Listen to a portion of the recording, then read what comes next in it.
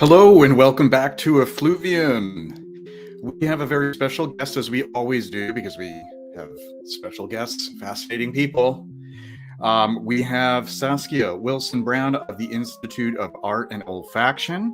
She will be joining me and Rachel as we discuss IAO, its mission statement, its goals, what they offer, and also we will be asking questions about the Art and Olfaction Awards. So I am very excited to have her as our guest. Let's check in on the chat and see who we have here. We have Danny Actil, Scent of the Day, Still Life in Rio. Wonderful to have you here. And Bilbo has checked in. Thank you very much, Bilbo Fraggins. We have 13 people who are tuned in at the moment. And I just want to give a reminder for everybody who's tuned in to please be a good sport and tap that thumbs up. The likes are helpful. They attract people to the page, to the YouTube, to this live stream. So if you would be so kind as to hit the like. Thank you so much. And Philippe, I'm glad you're here. Hello again. For those who aren't aware, we did have a false start earlier due to a bit of a scheduling blunder, but now we are officially on. So this is great. We have 16 people who are tuned in. If anybody else wants to jump into the chat and let us know what your scent of the day is, or just let us know how you're doing. And we have Manginosis here. Great to have you here as well, my friend. Fernando, wonderful to see you too. And Michi, Jean-Qui Scent. Scent of the day is Fille, and I'm assuming that is Mescale Parfums, Fille. Fille. I always have a tough time with that word, Fille. I think I pronounced that correctly. Philippe, if you can help me with my pronunciation, I'm trying to get better and better every day.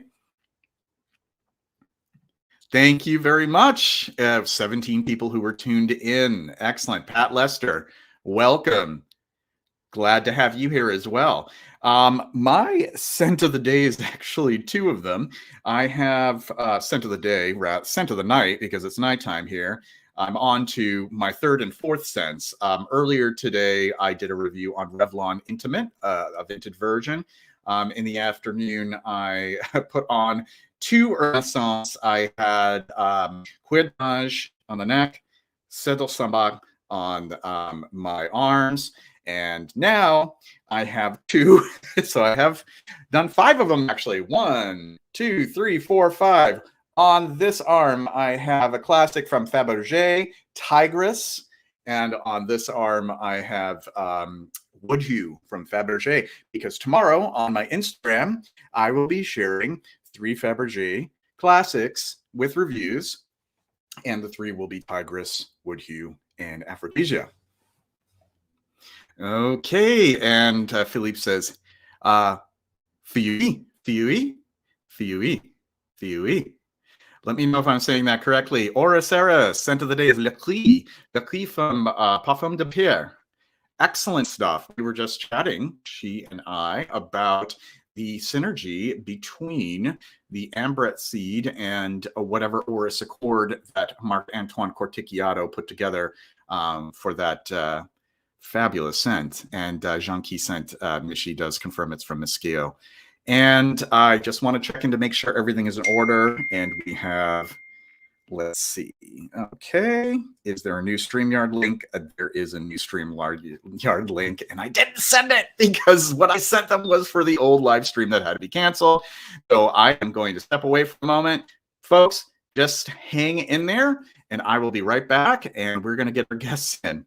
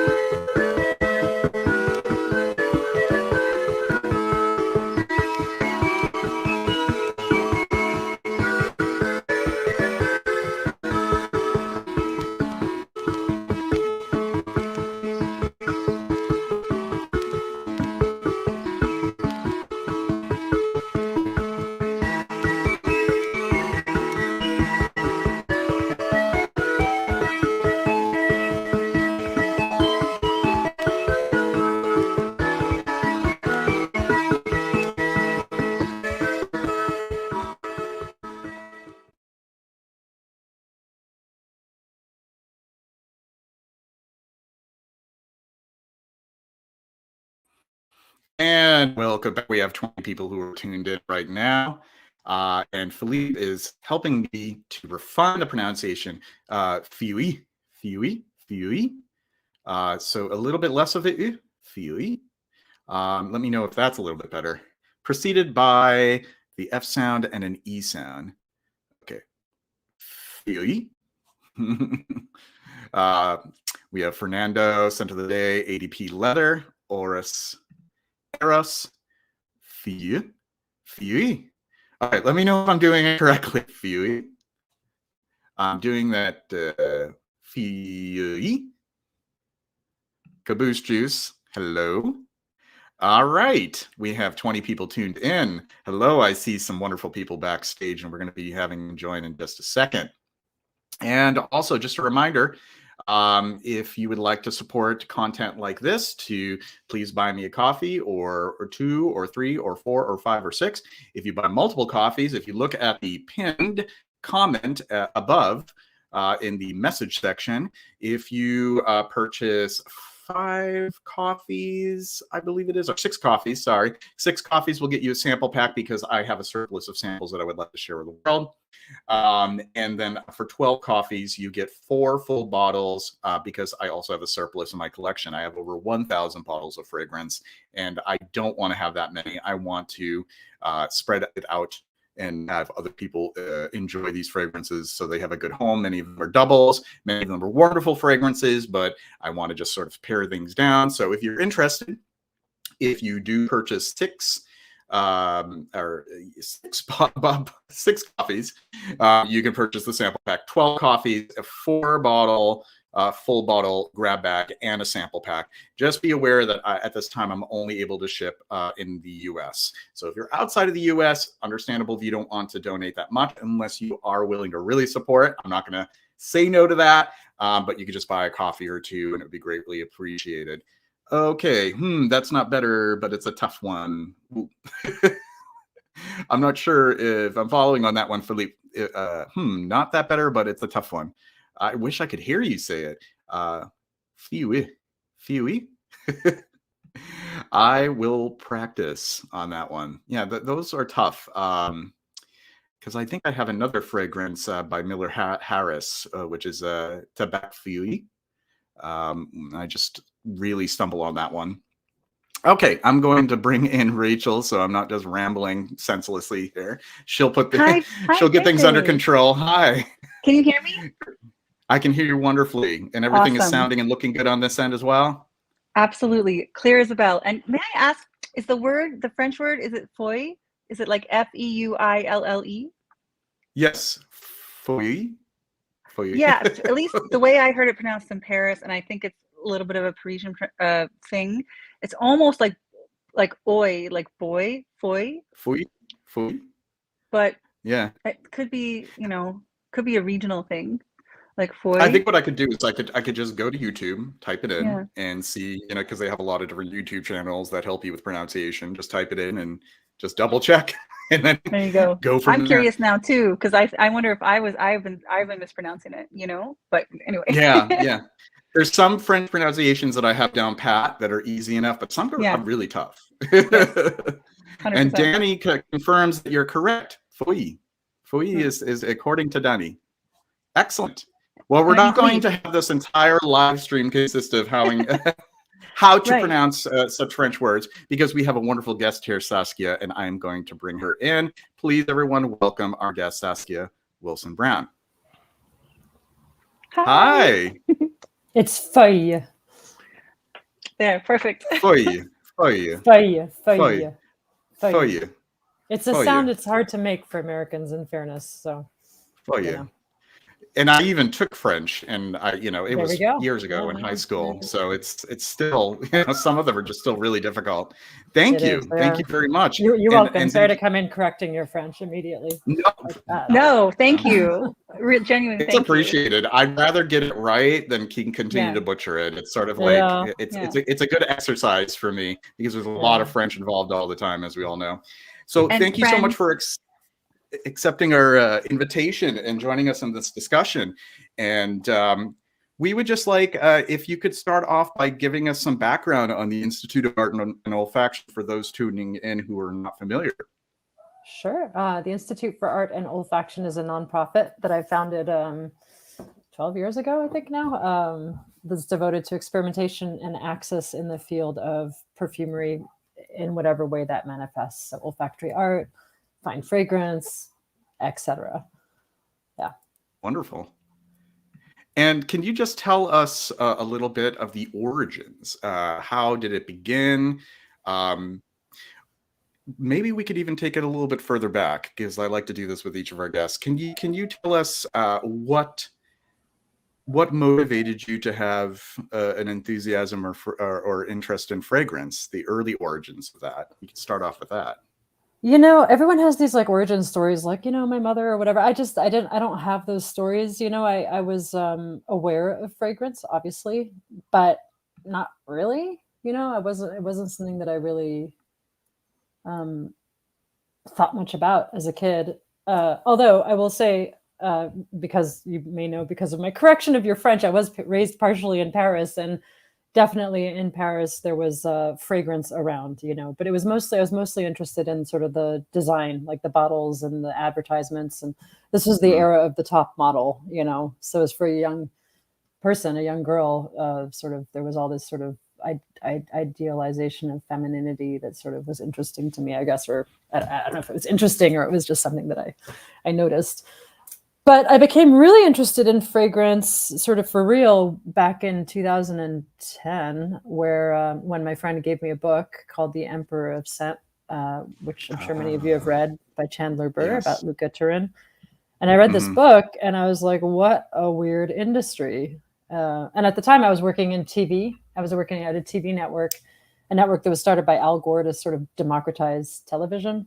And I was very involved in this sort of DIY film distribution movement and all that. So I became interested in fragrance primarily having in relation to sort of the power dynamics and the narratives of exclusion that we've all talked about ad nauseum since. But that's what led me there. And then I fell in love with the materiality and all that stuff a little bit later. Excellent. And what can you tell us about, so we start off with those origins, and then what brought you to the manifestation of the Institute of Art and Olfaction? It's a good question, and my answer always changes, but I don't know. I mean, marijuana? That's as good as an answer as any. Yeah, a little naivete. I was working in film and TV because that's sort of the jobs that were available to me, but I was and still consider myself an artist. That's what I studied. I got like a master's in art, So, and at the time I was very interested in this art movement called social practice, which is sort of a manifestation of art that engages in society in some way. So, examples include a woman here in LA called Lauren Bond, who took an old fallow field and replanted it so that it could be a park. Or things like that. So the Institute really started as sort of an arts practice. It was a social practice, sort of a selfish project that I did for my own art interests.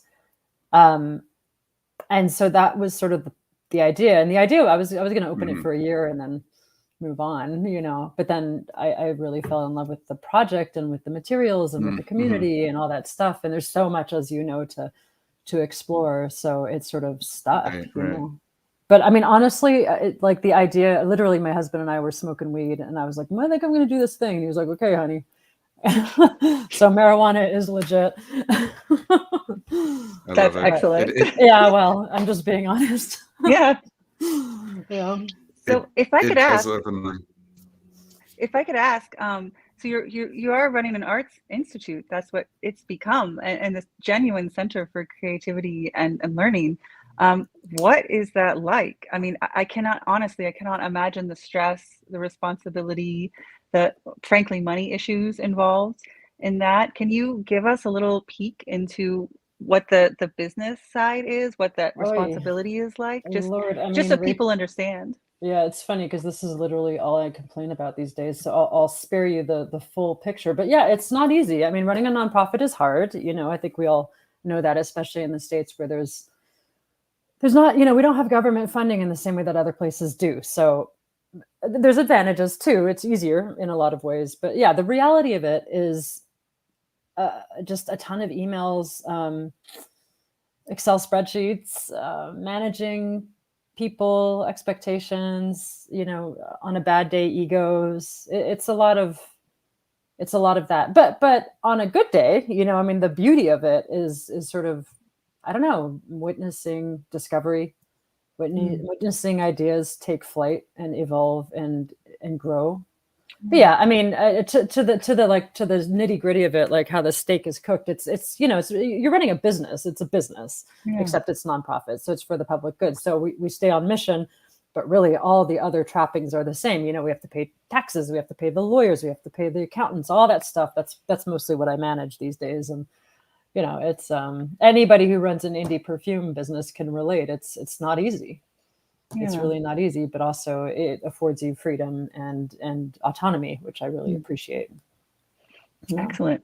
And if I could ask a little further, just I'm so fascinated by what you've done. I think it's spectacular and exceptional. And something that I think about a lot, because I teach high school, is the fact that for the other arts, dance and plastic arts and music, we have a fairly good education, at least some introduction with children growing up about, vocabulary for those arts, some basic understandings for those arts. But for olfaction, there really isn't. And so your average person doesn't really, unless they take unless they have a personal motivation, they really don't grow up with a lot of vocabulary. They really don't. The industry is totally opaque. So you're one of the rare places that does provide some of that education, some of that learning for people who, just like any other art, happen to somewhere in their soul find a love for olfaction, for fragrance, for this, part of it, of course, part of it is a business, but part of it is an art. So may I ask your thoughts on, how can we better educate our youth? How do you see that education aspect of the IAO? Do you see it expanding? Just how do you think of it in general? Well, okay, that's a big. Sorry. No, it's okay.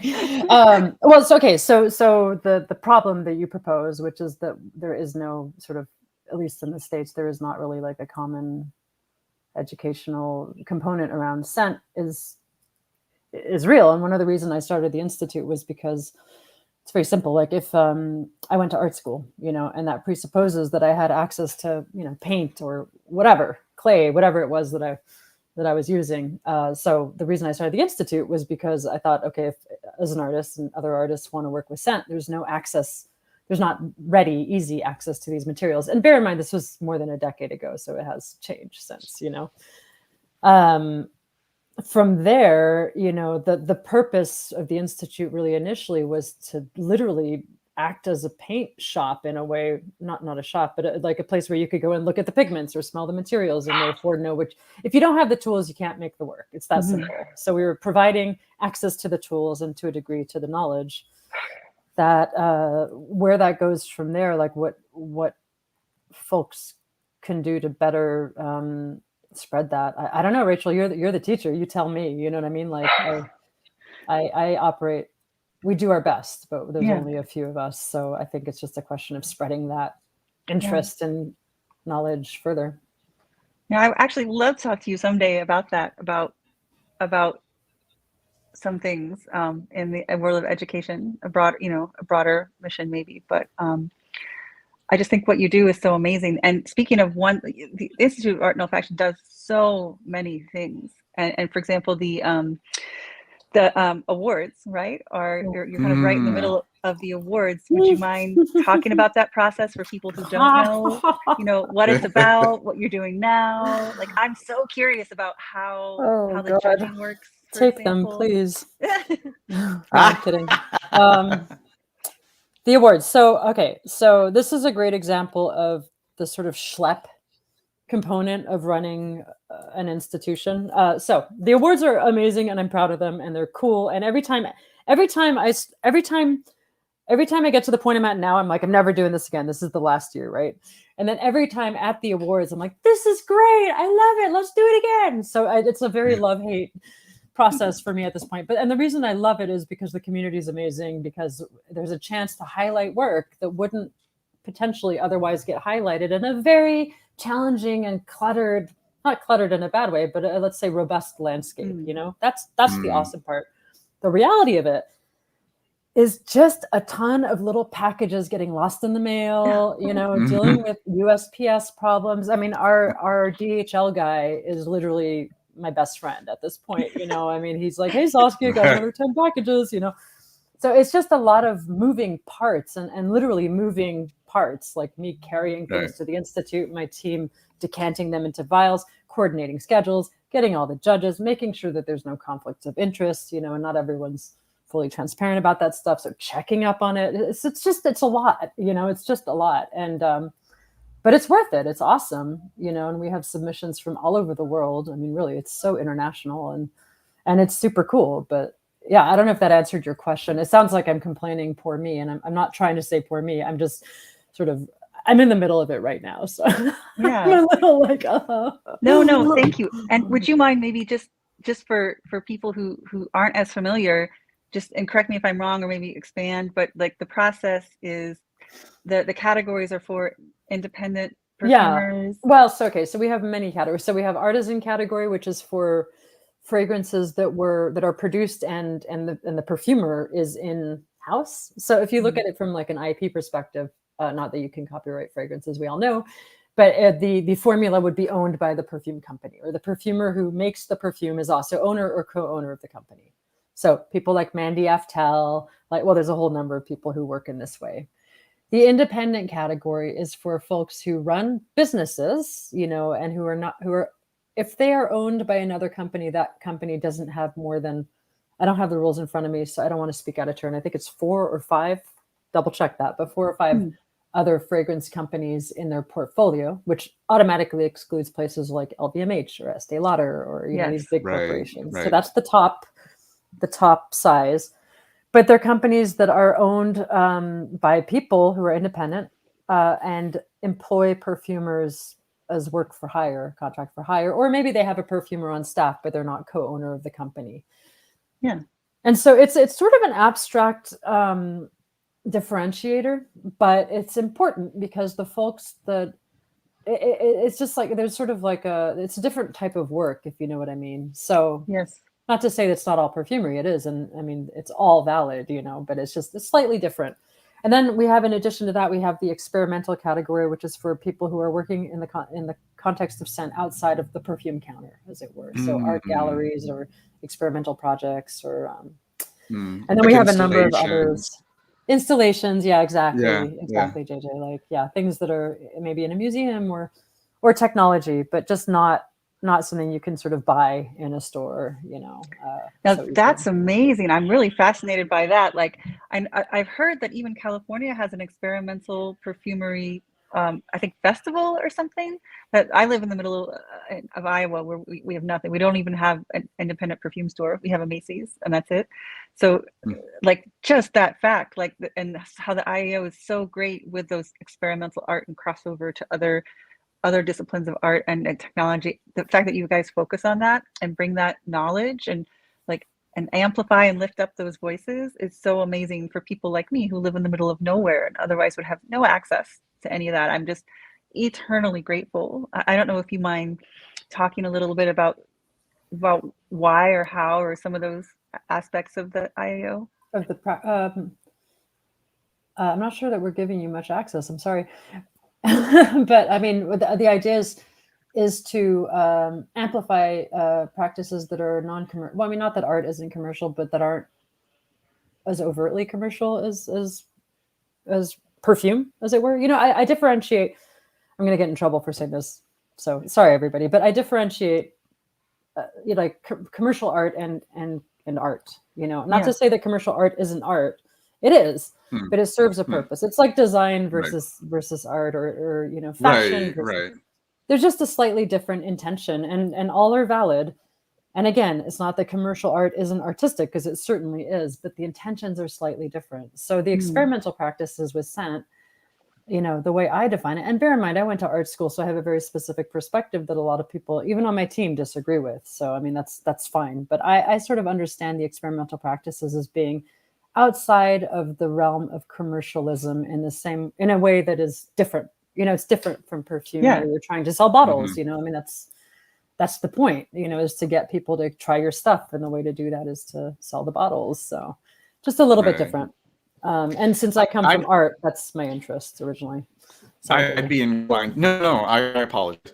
No, I'd be inclined to make that distinction as well. I think it is important in a lot of ways to make that distinction. And like you said, it isn't necessarily to minimize the artistry of it, but it's sort of like the end product, the intention of it, where we have fine art, which is meant more to sort of be, provocative in sort of like that, classical that's exactly kind of art it. tradition.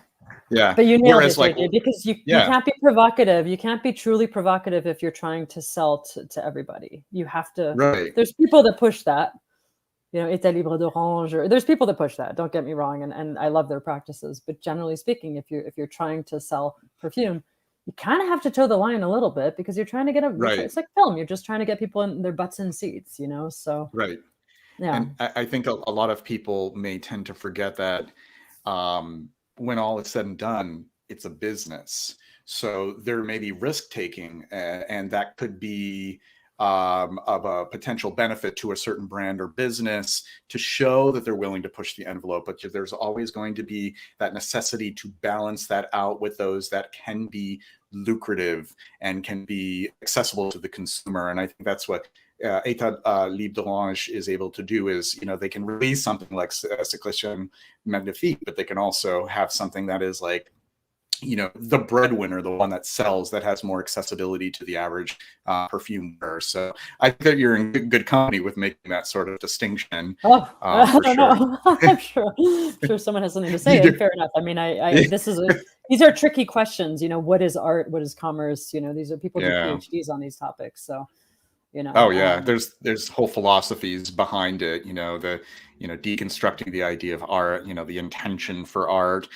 Some people think that art needs to be inherently political, and other people believe that that is just one arm of artistic expression, and sometimes it's just about form and design and. Yeah, totally. Well, then confusingly, sometimes there are art projects that are about commerce, like Jeff Koons, or I don't know, yes. So then it definitely is gray area, but I sense a difference in intention between the work done by Peter de Couperet and the work done by État libre d'orange. Peter de Couperet, I mean, they're both fantastic practitioners, and I'd say Etienne de Swart from État libre is definitely. I mean, he's an artist, he thinks like an artist. His intentions are to subvert, and but again, the manifestation is commerce, and that's totally cool. But anyway. Right. No, but that is true. The subversion. No, you're our guest. We want you to talk as much as possible. We want to listen. But I was just going to say, that's there's limitations to those subversions, but it is fascinating and exciting when that can kind of cross over, that a subversion can then cross over and then have that sort of almost like have that commercial appeal, which like with any kind of, type of art for consumption, it happens every now and then, but doesn't happen nearly as often as some people would like. I have a question for you as far as like the judging process. How does that operate as far as the awards? Okay, so it's complicated. So how to reduce it. So I'll just talk about what happened this year, and then that can help sort of create more generalization. So the judges are this year for the first round we used folks in LA. Super pragmatic. Shipping all these perfumes around the world is immensely challenging, especially post-COVID. So we for the first round we did the people in LA because that's the round where there's the most perfumes to go through. So what happens is we decant all the submissions into these sort of blind bottles, like half-ounce bottles, stick a tracking number on it. We review the submission statement. Everyone's allowed to send in a statement, which we ask them to anonymize, but sometimes, language barriers, stuff like that, they're not so anonymized. So we review and make sure they're fully anonymized. And then we put them all out, and the judges come in and spend the time. They come in over, 3, 4, sometimes for some of them 5 sessions, 3, 4 hour sessions, and just spend the time smelling. every single perfume in the category they're assigned to. So it's quite a lot of work. And this year, for the first round, we had 8 judges here in LA going through the submissions. And then, so then what you do is then you add up those scores, or you average all the scores in this bananas Excel spreadsheet that makes me really happy. I love it. It's like my baby. It's so big. So you average all the scores, awesome. And then you add so they're encouraged to select their top 10 as well, which sort of helps allocate some extra points to the ones that they really want to advocate for. And that's because in past early years, we found that there was this potential for the rise of mediocrity, where everything that does kind of okay kind of makes it to the top, but the things that are really differentiators, like somebody loves it, somebody hates it. Things like, not that this was submitted, don't get me wrong, but as an example, Sécrétion Magnifique, which you mentioned, things, it's sort of genius, and genius sometimes is divisive, So the top 10 helps allocate scores. And then from there, we figure out the top scoring 15, which we send on to the second round judges, who are tasked with scoring again. And from there, we get the finalists and the winners. So it's a process that takes about 7 months all told, 6-7 months all told. Yeah. Now, how do you have a regular panel of judges, or is it? We switch it. We switch it every year. And that's actually an interesting thing. We've been thinking about that a lot this year, because we had a whole bunch of new people on our panel this year. And what I find actually pretty fascinating, and I track this, is that in past years, actually, let's use as examples, you find that you switch the panel up, some continuity, some new people, and pretty consistently, like, certain perfumers make it to the top. And so it's interesting because the more, even when you switch it all up, you notice a trend. Certain people are always getting scored highly on average. And then you start to go, oh, like, there's something to this. Like, this person, maybe it's because the Institute's rules aren't good at, I don't know. There's all sorts of reasons you could think, or maybe this person's just really good at what they do, and judges consistently score them high. So I've played with this over the years, trying to get new people in, trying to get people out, see what happens if you shuffle these judges and that judges, and inevitably you see patterns emerge, and it's pretty fascinating, actually. It actually gives me hope, because it's hard to define what's good in this world, and then I'm like, okay, well, here's this thing where you can notice patterns, and clearly these, however many perfumers are doing well because they're always being well scored, even by different people. And so they're good at what they do. And how cool is that, to just say categorically, this person is good at what they do? That's amazing. I know it's something you can actually kind of, it allows you to relax a little bit, like, oh, this person's got talent. Could I ask kind of an odd question, and please feel free to say just not right now if you don't. I totally understand if you don't want to answer. But in just this last IAO awards, you gave the IAO gave an award to, it was like a lab or an organization for some kind of mock lab. Yes. Can you explain to me what they do? I don't want to spend too much time on their part. I couldn't explain it in a way you want, but basically they are assigning scents to this online system. And basically the idea is that every user gets a sort of generated scent. So it's a way of personalizing scent to every single user of this online system, that in turn allows the sort of propagation of scent as a personal identity player. Cool. And it's a fascinating project. There's some technology in there, to be honest, I don't fully understand, and that's okay, Yeah. But I will happily pop the link in the chat if people want to. Thank you. Because during the awards ceremony, I just couldn't quite understand what the idea was behind it, and that's just my fault. You got to do your homework, Rachel. Yeah, right. Right. Yeah, I mean, I'd answer more fully if I had it in front of me, and but I haven't thought about it for a little minute, so.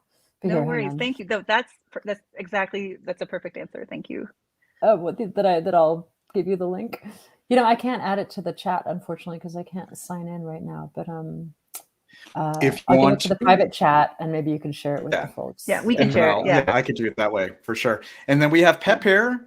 We know our friend Pep, and he asks, would later stages of judging involve skin testing?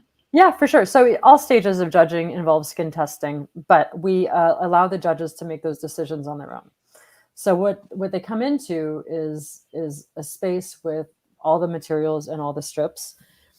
And then They have at it. They typically first they'll smell it on the strip. I can't speak categorically because it does depend on the judge, but they smell it on the strip, and then at some point they stick it on the skin. They have a little sniff.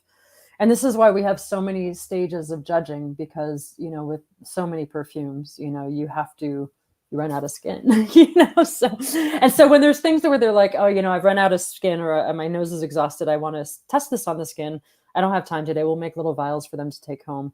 These are the ones that do judging in person. When we send the vials out to the people who don't live in LA, who are across the world, in that instance, they put it on the skin on their own time. You know what I mean? So, yeah. But skin testing is super important, of course, because as we all know, fragrance lives on the skin. Right. Not on the very strip, different really. impression. Sure. And it's like down to like the evaporation. It's very different. Totally, and the warmth of the skin and all that stuff. Yeah. Yeah. Definitely. So when would we be aware of who the candidates, would we call them candidates? Those who have been finalists, thank you. When would they be announced for this year? They are going to be announced on April 19th. So usually we announce them at Essence in Milan, but this year I'm not going, taking a break. So we're announcing them April 19th here in LA. And we're going to live stream it to like Instagram or whatever we figure out. Very but cool. Yeah, April 19th is when we announce the finalists. And then the winners we announce at the awards in Lisbon on July 7th. I hope to see some familiar names for some fragrances that have come out in the past year that I know. I'm not trying to pry anything, but I'm hoping. I always have to remind myself, Saskia, don't say anything, because I'm always like, oh my God, you wouldn't believe. But the party line is, I don't know. Gotcha. So, Rachel, I know that you had a couple of I'm going to pass it on to you there, because I know that you had a couple other great questions. Thank you. Absolutely. So what are you excited about for the future, if I may ask? What are you excited about for the Institute, for yourself personally, for innovation in olfaction, for, like for me, I'm a little bit nervous about, I hear as someone not in the field, someone who's totally not an expert in perfume, someone who's just very much a consumer and outside of this world. I keep hearing that various, there's IFRA, there's EU, there's California, there's South Korea, a lot of regulatory bodies are, from what I understand, and please tell me if I'm wrong, are going to kind of get together, I think, in the near future and come up with like a broader rules that maybe threaten the palate and the perfumer's palate in a way that might be a bit too strict, and that's kind of in negotiation right now. And I might be completely misunderstanding that about something that could be happening in the future. But like, what are you thinking about, for the next 5 years, 10 years?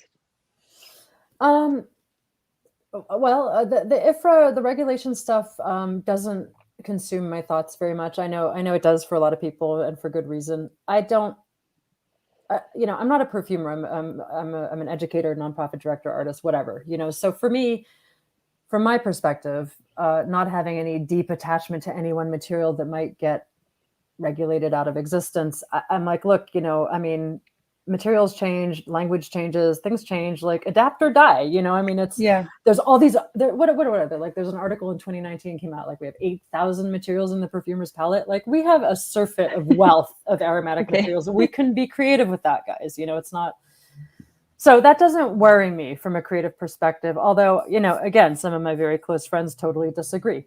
Mandy Aftel and I, for instance, have big debates about this, and she and I don't agree, and that's okay. Like, you can disagree and both be right in your own way, or both be wrong in your own way. So, and then also I will say, to add to that, is that for everything that's pulled away, there's new materials that are being developed and put in. So there's this sort of constant cycle of aromatics that I think is pretty cool. And that's kind of what I get excited about. Unfortunately, it's nothing I can really share. Like, it's just kind of gossip and rumor, but I've heard through the grapevines of initiatives for developing new molecules, and they're cool. They're exciting. Harnessing bioengineering or AI or things like that.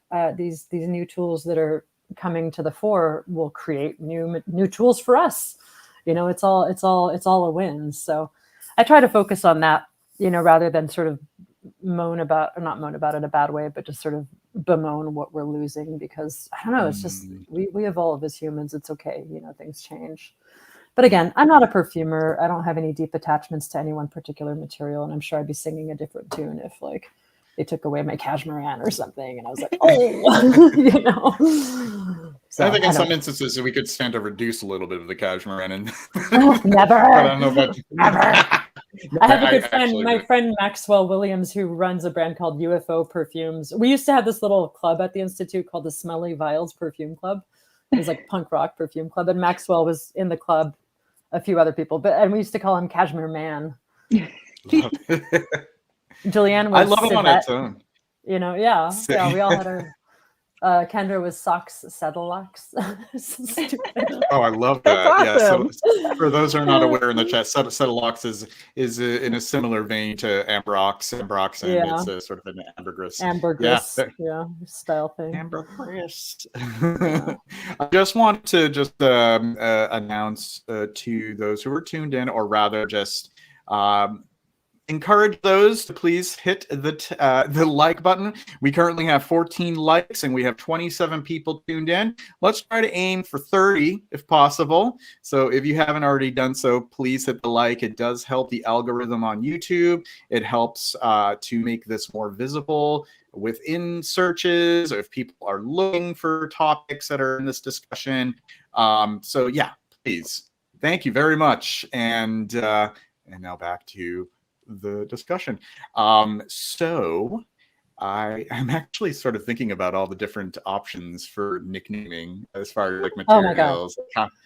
Like even like drag queen names, like there could be like a drag queen named Akigala Wood. We love that.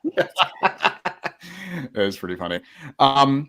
So I am curious about, as far as if one were to attend anything that's available through IAO, if there is the possibility in the future of certifications or anything of that sort. Is there anything planned like that in the future? Or? Sorry, did you say of changing locations? Oh, no. Certifications. Oh, certification. Yes, sorry. Fun. No, it just broke up momentarily right at the crucial moment. There is, so we had a certification thing for a minute, but it was sort of like, I don't know. I mean, guys, I'm like, everything we do is just sort of like, let's try that. We're not this like behemoth institution with like all sorts of people with business suits. It's me and my buddies, and we're figuring it out. So having said that, there's the board of directors is sort of pushing for certification. So there's an effort right now to get a certification program going. The problem is, and it's great and it's going to happen. The problem is, as an anarchist, pseudo-anarchist, I find the whole point of the Institute was not to emulate the structures that are exclusionary, but was to subvert the structures that are exclusionary. So a lot of these things that are sort of, I mean, even the awards, let's be honest, like these structures that are sort of more, I guess, structure friendly, for lack of a better definition, are kind of against or at least my ethic, you know what I mean? So yes. But that's okay, because I'm not the Institute, I'm just me. And so that's sort of part of the big task of the Institute in the next 5 years, and has been in the last 5 years, is to sort of start separating it from me, and to that end, we have this board of directors. That's great. We have, there's a whole team now. Like, I don't make the decisions anymore, all the decisions anymore. And that's a good thing, because it'll never grow past me. And there's this thing called founder syndrome, where the founder becomes so attached to this thing that they just like attach it to death. And I don't want that happening with this Institute. So part of that is also getting away from my own boundaries and whatever. So long story short, yes, we're thinking about certification. That was a very long answer. And thank you so much for bringing that up and your ideas of ethics. I'd love to hear more about that, actually, if you wouldn't mind sharing a little bit about, what, in terms of some of these bigger questions about ethics and business and accessibility, et cetera, if you don't mind just sharing more of your thoughts about that. Or maybe, how about this, if I don't know, some billionaire just said, here you go, Saskia, for the Institute, here's $500 million. I mean, what would you do? I'd take it, obviously, and I'd use it to do amazing stuff for the community. I mean, that's, it's not, I mean, like I was always growing up, I was always like, oh, you know, I don't know. I was raised in this sort of whatever. My dad told me once, he's like, honey, don't be a fool. Money is power. You know, if you're like, oh, I'm better than money, you're an idiot, because it doesn't work that way, in at least not in the US, you know. So I learned that lesson thanks to my father. But yeah, if someone gave us $500 million, I mean, I would be a fool to say no. But also, you know, there's the flip side. I've seen it with friends of my dad's who, you know, were famous or successful or whatever. Like when you have that level of success, it brings a lot of problems, you know. Yeah. So I would be pretty careful with it. And yeah. But you know what the reason I would probably ultimately take it is it would allow the Institute to survive beyond me, beyond the effort. Because right now, the way the Institute runs is we're all underpaid. We're all working too hard. We're all stressed out and taxed out. It's just not sustainable long term. And that's something that money resolves, you know. Yeah. Or better organization, which is what we're working on. So, yeah. Now I have a question, and this is actually Rachel's question. So I hope you don't mind if I answer on your behalf, or ask on your behalf rather, because this is an excellent question. Saskia, what do you envision as the future of olfactive education?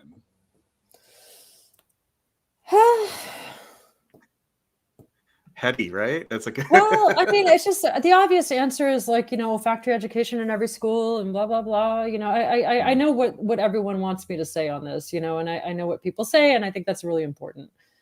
I don't know, you know, I don't know what the future is. Is olfactory education more important, say, than social work? I don't know. I don't know that it is. You know what I mean? Like there's other priorities in society that are, I would say, in some ways more pressing. Having said that, you know, if you want to take it from the perspective of the arts, you know, I think that the arts are very important because they make us human, you know what I mean? So if olfactory education would be in the context of art, I think I would make a strong case for it in the same way that I'd make a strong case for art classes in schools, you know.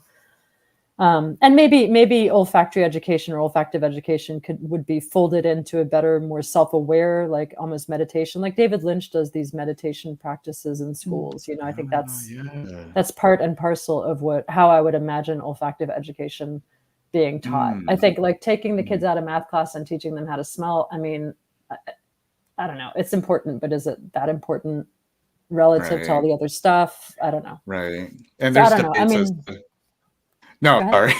No, there's the basis to whether or not we're already taking kids out of like some fundamental stuff to, you know, educate and teach about things that are, you know, maybe taking them away from the, you know, the most necessary skills for growth. But I do think that, you know, at least, you know, having more of a presence. For sure. But I mean, maybe that would be more something that would be, I mean, I could, for instance, in my family, I could imagine that being something that we do at home. You know what I mean? Like my stepkid, you know, they're going to an art school. Like, I would prefer my stepkid learn how to write and learn how to smell at school. Not to say it's not important, but because I know that we can do that at home over the dinner, just basic self, you know, awareness of our environment. We can teach that at home. You know what I mean? So I don't know. I mean, Rachel should answer this because Rachel's the educator in high school. She does, and this is a great opportunity for her to explain, you know, the what she offers to her students as well, because she is conducting these olfactive explorations with her students. So, Rachel, I'm gonna put the spotlight on you. I run a fragrance club after school for high school students, and I mean they're really love the ones that, obviously because it's voluntary, the ones that attend they're so hungry for the knowledge. They're so, and a lot of it is that, you know, they have a lot of things available on YouTube, like videos to watch that has a lot of information, but just like Saskia said, they don't have access to materials. You know, a lot of perfumes are too expensive. They have no idea where to get essential oils and stuff like that. They're not, it's like the materials and the practice, right? That's what they want access to. So a place like the IAO, it's why it's such like a magical unicorn. honestly. I mean, I feel like we should have an IAO in every town. That was the point when I started it. The idea was for it to be replicated, and that was the whole intention. And just to clarify my answer earlier, it's not to say that olfactory education doesn't matter. I mean, obviously it matters to me. Otherwise, I wouldn't do what I'm doing. I just don't know the answer, I guess. So I think what Rachel said is super valid. Oh yeah, and I think it would fold. I think it would fold super well into an arts program, like or a like science program. Yeah. Actually, it's funny. I was thinking about creating a curriculum where the first year would be in like an arts program, and the second year would be in a science program. Mm-hmm. Yeah, like even exploring, olfaction, the chemistry of it. Yeah, I mean, it should be like the flavor of the soup, not the potato. You know what I mean? Like if we're getting our kids to be more aware of, and our adults to be more aware of their bodies in space, of the meaning of smelling other people, of the meaning of scent, of all that stuff, it feeds into everything. It's not necessarily its own thing. You know what I mean? So that's kind of how I like to see it, is soup flavoring versus. I like that analogy. Soup section, Victoria's Secret has a really good question. What is Victoria's Secret? Has there been considered a way for low-income perfumers to enter the Art and Olfaction Awards, such as breaking up the fee into a couple of payments? Yeah, man, totally good question. So this is something I struggle with big time, and there's been a lot of debate around this internally at our crew. So the reality of running the Institute as a whole, not just the awards, like our prices have gone up over the years. I can't afford the classes and the stuff, these days. And the reality of that is just because got to pay our people, got to pay the rent, got to ship the things, got to, all these things cost money. So the awards are the biggest problem. So I've been under considerable pressure to double the entry price for the awards to make it like $150, $200. And I keep saying no, because it's already so much money to enter. And if we want to make it accessible, we've got to make it economically accessible. So the way we handle this, what is Victoria's Secret, is we have this sort of quiet understanding that that if people email us and ask for free entry, we say absolutely, we send a link. Just do it. So I don't know. I mean, that's something that maybe needs to be broadcast more, that we never want to be a place of exclusion, even though awards are inherently exclusionary. And part of that is just people email and we say, sure, In terms of breaking it up into different payments, that's a great idea, except then you need administration to manage those and track those different payments, and that costs administration, salary. It's not as simple as that, unfortunately, although I'm sure there's a technology out there that would help. I haven't found it. So, and it's funny, Saskia, the minute this question came up, I immediately said, oh, I'll pay, is there a way to donate or sponsor? But then again, that's another thing we've thought about. Good for sure. question. Have people sponsor a submission, But then that would take administration. Right. So, that's what people don't realize, is that these ideas, great idea. From my perspective, I look at that, okay, who's the person on staff who's gonna take care of managing that? How are we gonna track who is deserving of the sponsorship versus not? That requires us to ask them for all this private information. How are we gonna keep that information private? How are we gonna deal it if somebody lies? How do we police it? There's all this stuff that people don't think about that is And that's what the awards as a whole, people are like, oh, you should do this, you should do that. I'm like, you don't understand all the nitty gritty infrastructural stuff that goes into that. For instance, people say, oh, people cheat. And I'm like, maybe I can't police that unless there's proof. You know what I mean? I can't figure out if they're cheating, because how would I know? We need proof. So it's stuff like that that's really tricky.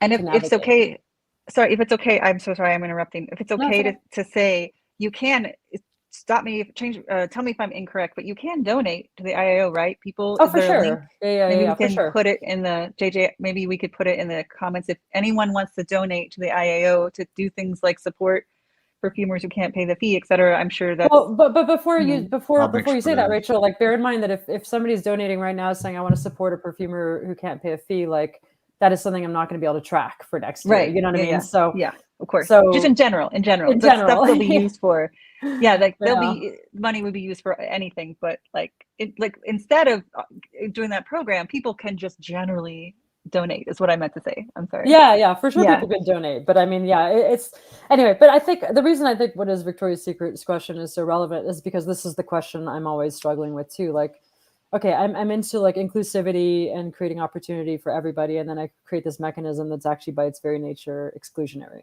Okay, that's a problem for me. Having said that, there's advantages too. So you balance it out and you think it through. You go, okay, writ large, this is a good thing. I think these little problems are real problems, you know, and I struggle with them as well. So, and part of that is how to make it economically viable.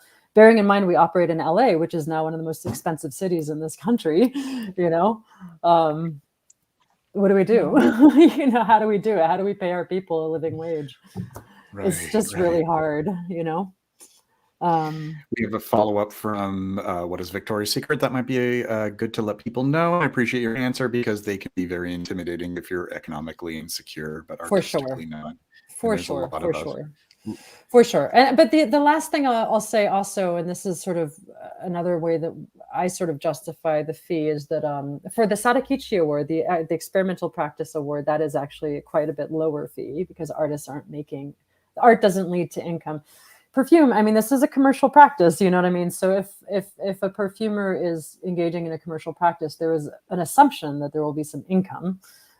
So the perfume part of the awards, the stuff that's based on bottles for sale, I don't feel as kind of weird about charging a fee, even though some of the newcomers don't have that economic system in place yet. I get that, you know.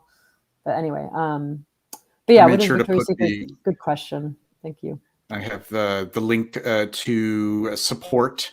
I put the link into the chat, and people can visit right through there. For sure. Thank you. You're welcome. And I know that Saskia, you work with so many amazing artists. You get to see their work and just talk to them when they come into the IAO for various projects and things. Would you have any advice for people who are just starting their perfume business, or people who like are economically insecure artists? Like my teenagers, they ask me all the time, but Miss, how can I start this business? I don't know anyone. Yeah. Like, do you have any advice for people who are A, just starting out, B, don't know anything about business, insecure, like people who want to be in this world, want to create, but there are obvious financial difficulties with getting started? I mean, this is the advice I would have appreciated when I started, because I had gotten, you know, as an artist, I finally had a real job, you know, and then everyone got laid off at this TV network. So, I mean, I totally relate. I've been broke my entire life, you know, and the only advice I can give is just, one, don't equate money with artistic success, because that's a trap. Mm-hmm.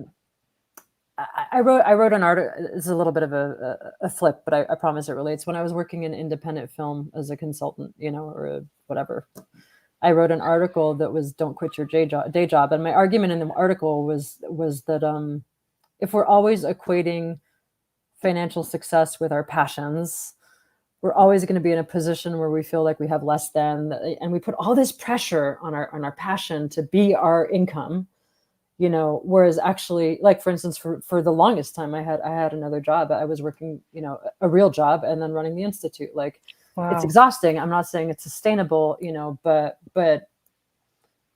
yeah, I don't know. I mean, it's like a question about the larger economic system in the US and the world, really. Yeah. You know, it's complicated and it's really hard, and most of us are struggling, and a lot of people are getting left behind, and all you can do is do your best and hope and find your niche and focus on your niche, and, you know, not try to copy the people that are, you know, whose systems have caused the problem in the first place, you know. If we all want to be like, you know, perfumer X or brand X, like, we're just sustaining a system that's exclusionary. So do it different if you can, and get a nice day job. I don't know. That's what I did. That's what I do. That's what I do. I know. I mean, we're all tired, you know, and it's not sustainable, especially as we age, or if we have parents or kids, or, you know, need our support. But you just have to find opportunities to, you know, just you make sure to eat right, make sure you're sleeping okay. Making sure that you're powering down. Well, and also creating boundaries. Yeah. Anyway. Oh my God, boundaries are the most important part, because the more that you have to balance, the more important the boundaries. Because if you start to take in too much, You bite more than you can chew, and then everything seems to fall apart. I've been there too. Yeah. All right, we're going to take a brief intermission, and we will be right back, folks. All right.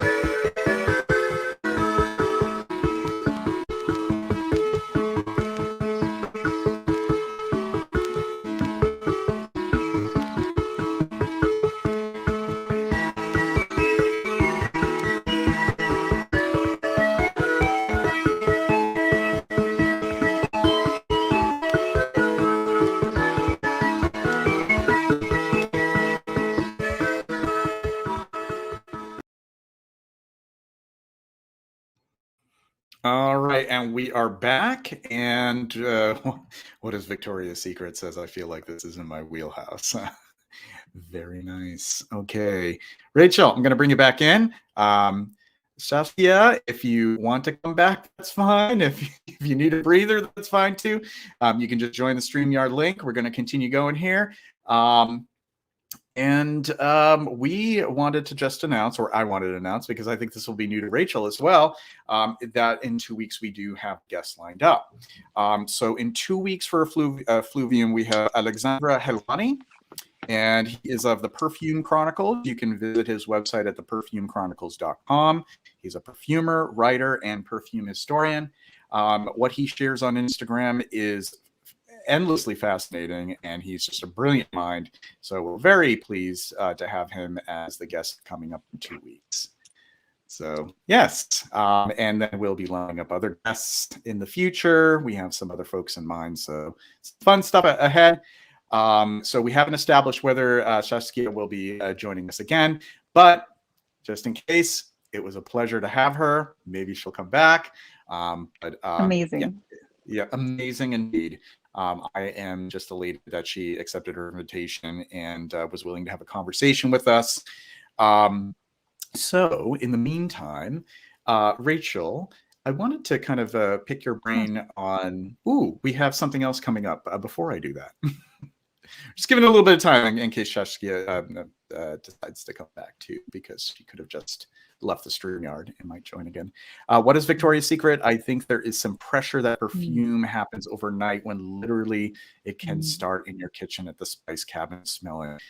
There are no true words in that. In fact, that always takes me back to when I was 4, 5, 6 years old, and I was in my grandmother's kitchen. And I was fascinated with the spice rack. And she had a spice rack that was on the wall. And I wanted to know what each and every one of those smelled like and tasted, which was a little... I got into some trouble with that, especially when there were some that are not pleasant for a young child to have, like raw on its own. But I remember my introductions to spices like nutmeg, clove, coriander, you name it. I mean, she had mustard there. That was the one that I tried, and I was a bit overwhelmed with it. Anise. Or anise. I usually pronounce it in the French pronunciation, but anise as well. Yeah, it starts off there. And I always encourage people who are they're interested in articulating scent and discussing it and studying it, and they're not entirely sure how to identify notes, that's a perfect place to start. You don't even need to get the finest spices, but just something that, get some cardamom and get some clove and or essential oils are great as well, because that gives you kind of a great idea of the scent profile as well. So yeah, it's definitely worth someone's while as someone who wants to discuss and write about scent, and then may not be necessarily ready to dive into perfume materials, to just start with something simple like that. So yeah, great comment there. All right, we have her back. We're gonna bring her back here. I'm so glad that you're back. We just had What is Victoria's Secret mentioning that the exploration of perfume can start with something as simple as the spice cabinet in your kitchen. Totally. And I just have really fond memories of doing that at my grandmother's house. And it was great that my grandmother was pretty much encouraging of that and wasn't telling me to get out of her spices. She was very encouraging. She would explain to me what they were used for, if they were used for desserts or for something savory. She had juniper berries, I remember. I was so fascinated. That's advanced spice. That's cool. I know, right? Yeah, that's awesome. So now for the second hour, we'll have a little bit more of a free form kind of discussion. We can kind of move away a little way, from sort of like a more formal interviewing format. I want to just ask you, because I always ask all of my guests, what are some of your favorite fragrances? Oh boy. I never, what is your favorite fragrance? Because for those of us, thank you for that. It's like, what's your favorite color to an artist? I don't know. Right. Well, there's a bit of an answer. So during the pandemic, a close friend of the Institute's, Connor McTeague, unfortunately passed away. And he, as part of his last wish, he bequeathed to the Institute thousands of bottles of his perfume collection, just thousands of perfumes, which is, we've been sorting through ever since, So the reason this relates to this question is through that, I've been able to discover not just my favorite fragrances, the ones I gravitate to, but also Connor's, So I've discovered all sorts of cool stuff in there. But with that said, I think the fragrances I often pull up Mare by Jasmine Sarai. I think it's beautiful, by the perfumer Donna El Masri. I use that one a lot. Naso Matto, what Alessandro Galtieri does, he was sort of my first discovery in niche perfume, and I'm loyal, and so I like his aesthetic. It's hard. I know all these perfumers, so it's very hard to separate friendship from the friendship means you like the work because you like the person, and but okay, one thing, a perfumer I don't know, and one thing I just sort of bought impromptu because I liked it was it's very simple. It's, what's it called? Oh dear, it's by Kise or Keys, Kyse. Yeah. Pistachio, their pistachio perfume. Yeah. It's just a very beautiful gourmand, and I'm not ashamed. I like it. I wear it all the time, and I'm like, I like how I smell. It makes me happy. Like, I don't care if people don't like gourmands. I love it. And I think that person does the gourmand very well. I think that's all they do, actually, is gourmand. And I like gourmands. So, I have a sweet tooth. Sample like a good pistachio note in perfume. Yeah, this person did a really nice job with their pistachio perfume. So I've been wearing that.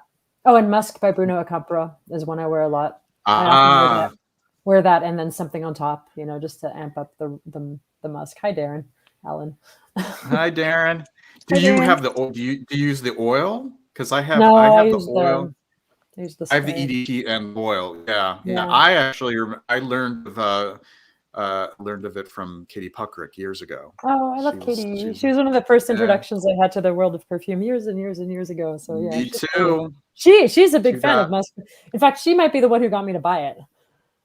She definitely got me to buy it. She's like a good. She was the first videos I watched that were perfume related at all. When before that, I just didn't even think to go to YouTube, and I stumbled upon her stuff. Maybe it was like 2008, 2009. And it's also funny that you mentioned Naso Matto, because that was one of the first niche brands that I discovered around that same time, 2007, because I think it was released then. And it was that, and Serge Lutens, and Frederick Malle, and just basically everything that I was running into at Barney's, New York, and Copley Square, Boston. Yeah. But these are also like sort of somebody recently called me a smell elder. And I was like, yo, I'm not an elder, But then I was like, oh, but this space is moving quickly, very quickly. And so these perfumes that you're mentioning, these brands that you mentioned that were, around when I was first interested as well, have been now around for like a vast majority of this sort of current renaissance of perfumery, and they're classics at this point, even though they're like 10 years old. It's weird. Right. But yeah, like a Nicotal. Yeah, totally. And who's that amazing Italian L'Artisan. woman? L'Artisan There's a few. She has these crazy bottles. Anyway, doesn't matter. But yeah, no, Angela Campagne. It is the bottle with the rose window. Yes. And like with all the line with the metal around it, and like no. I know who you're talking about, but I'm thinking of another one. I'll think of her and I'll There's Maria Candida Gentile. She's amazing. Her elephant rose is like in Lankaran forest. She has this Lankaran forest, which is just gorgeous. I'm obsessed with this fragrance. Also, I hate to say it, but some of these the Hermes perfumes, the Jardin series, I got the Garden in Méditerranée or something, and I really like that one too. So there's a million ways to enjoy fragrance. Yeah. For sure. And speaking of like how fast everything is moving, and I wonder, like, I think about this question a lot, and both of you might have no thoughts on this, and I apologize if so, but do you guys think that there's a way that this space that is being created, because it's so online, it's so oddly commercial in this way, like, do you think that olfaction can be a space where we really work on like the ethics of liberation? Do you know what I mean? What particular flavor of liberation are you talking about, though? Well, about that. For equity, for freedom, for to make the world a better if you're place. working in the construct of capitalism, there's a fundamental problem. You know what I mean? Yeah. Like you can work for. I mean, I agree with you that I think that's a valid pursuit and question. I'm not trying to. I've thought about this a lot. Okay. What do you think? Yeah. Well, the challenge is if you're in a system that is designed to thrive on inequity, then the only way to get equity is to break that system. That's what I think. I mean, it's just. What about like socialist capitalism though? Like in Europe and places like that are a bit kinder.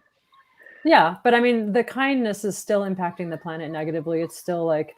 Still in relation to the poorer countries, in relation to power, the haves, the have-nots, who's allowed to emigrate, who's not, who's turned back at the border, who's let to drown in the sea. I mean, it's just whatever. I mean, the global system is failing us. I think it's safe to say. So, I mean, so it's not to say that we don't have a responsibility, I think, to do our part, but talk is easy, Action is hard, and the real action I think that needs to happen is not conducive to running a nice perfume brand.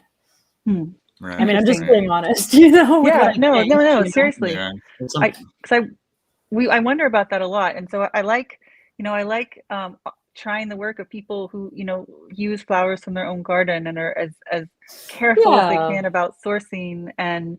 Well, yeah. So those are practices I think that get there a little bit, like Lakenda Wallace in Oakland, who's doing that, or Mandy, or what's his name in Spain? He's such a great guy. Now, what is? Oh God. Raveneris.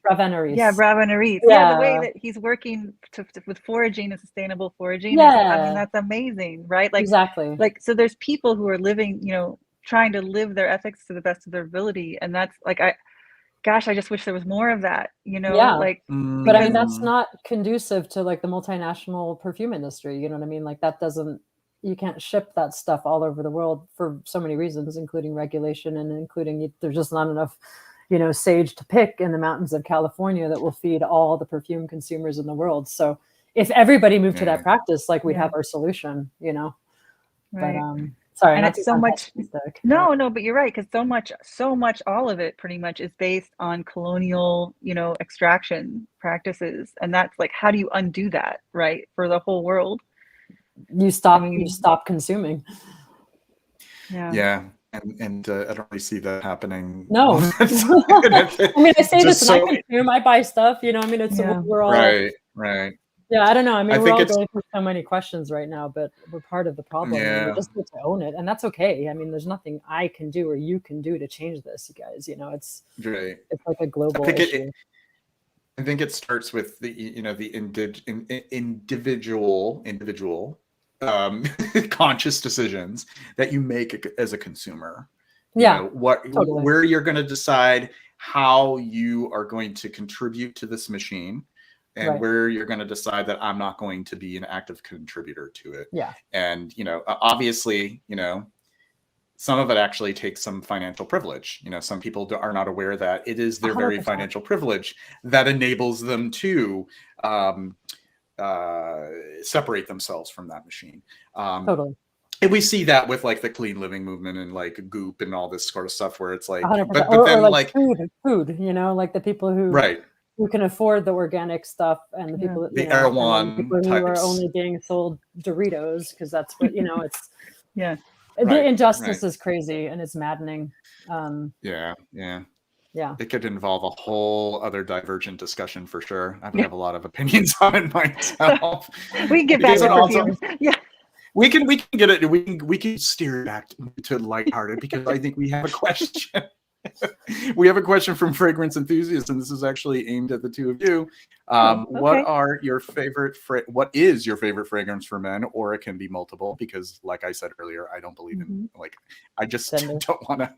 Yeah, limit to marketed to men. Yeah, we'll say it that way. Marketed to the males. Rachel, you want to take that one first? Sure. Again, I cannot say for sure because this answer will change literally 5 minutes from now and every 5 minutes for the rest of my life. But right at this second, my favorite fragrances for men, designer would be Bellamy. And in niche, indie would be a perfume by Darren Allen called Sheeper No. 1. No, it would. Okay, I'm gonna have to. Okay, either Sheeper No. 1 or Darren. What is it called? Fête de Noël. I have it actually right here. Fête de Noël. Fête de Noël. Fête de Noël. Yeah, they smell amazing on my husband. They're swoon worthy on my husband. So, yeah.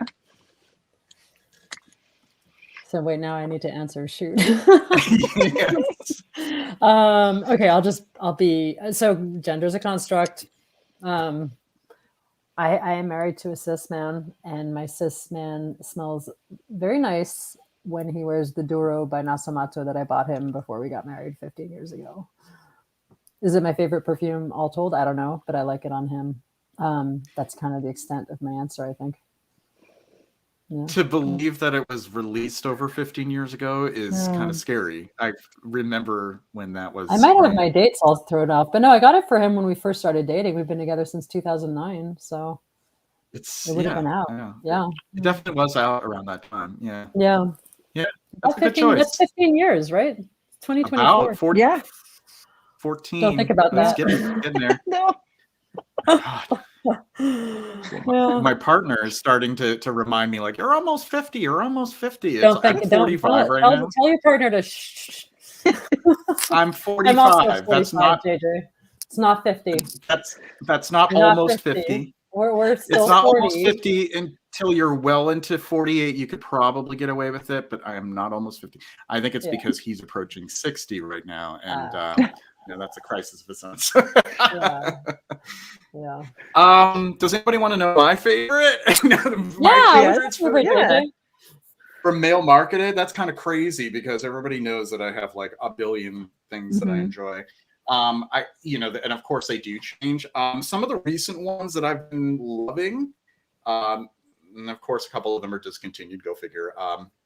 One from Nina Ricci was released in the 80s. Phileas. That one, because I managed to find a bottle for a pretty affordable price. As you all know, I mean, these vintage discontinued fragrances can be an arm and a leg, but I found a good price for a pretty sizable. It was like a 4-ounce bottle, and I'm really enjoying that one. Rouge de Lubin, which is another discontinued one. But for ones that are actually still like being produced, it's kind of funny because like a lot of newer releases to me are actually being marketed as unisex. So they're not really like, a lot of niche sort of stuff is not really, they're not really saying Rome or Parfum.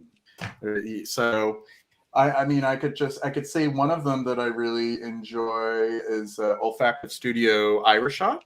I'm Oh, going to be I doing like a review on that. that brand. Really, I yeah, really like really that nice brand. one. But that is definitely not being marketed to gender. It's just for everyone.